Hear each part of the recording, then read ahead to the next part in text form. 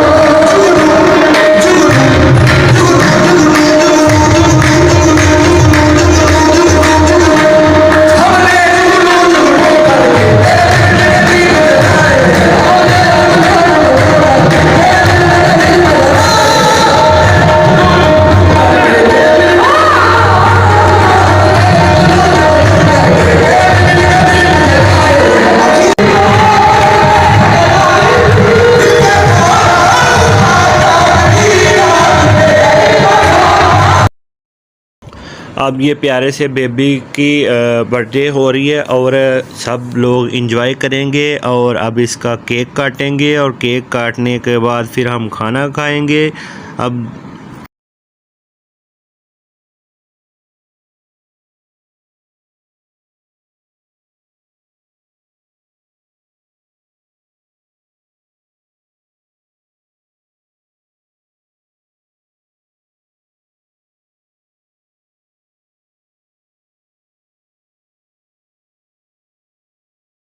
अब हम चलते हैं खाने की तरफ और बहुत मज़ेदार खाना है और अब हम खाना खाएंगे और आप भी साथ साथ इंजॉय करें।